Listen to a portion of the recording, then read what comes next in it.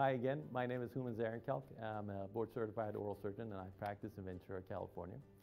And as some of you may know, I've been very involved in teaching the graftless approach to treatment of edentulous arches or edentulous patients to other surgeons and restorative colleagues.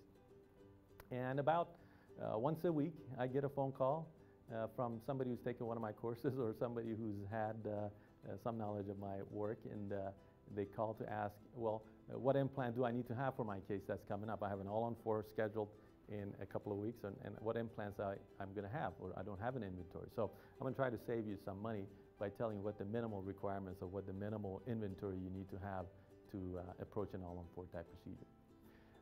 The implants that you want to have, and then what I recommend that you have at the minimum at your disposal, would be a Nobel Speedy implant, the regular platform, and you want to have 10, 13, and 15 millimeter length implants in stock, and you want to probably have 2 to 4 of those each.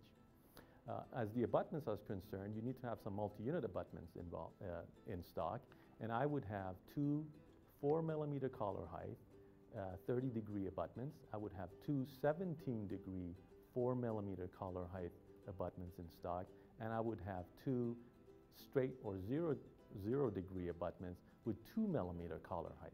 So those are the minimum implants you want to have in stock.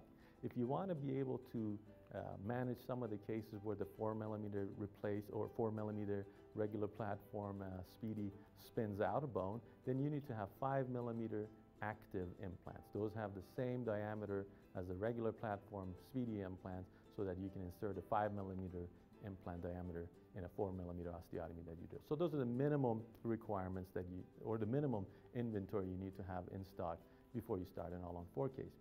And also I get questions, well, why do you use an external hex or Speedy implant versus the tri-lobe or the conical connection implant? And the answer to that is fairly simple. And the fact is that the Speedy implant is where the most research on all-on-4 was done. So that is the most researched implant when it comes to the all-on-4 procedure. Secondly, it has an external hex on it, which gives the prosthodontist friends a lot more flexibility as far as vertical dimension, and they just seem to like the external hex more.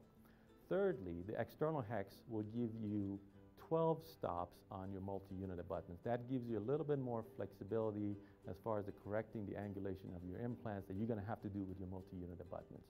So those are the reasons that I use the Speedy implant. And if I was going to give you another tip at the very end here, if you have a problem with paralyze or making your abutments parallel at the end, just make sure that one of the flat surfaces of the hex is pointing to the midline of the maxilla. When you have all of those pointing to one point in the midline of the maxilla, no matter what you do, they're always going to come out parallel.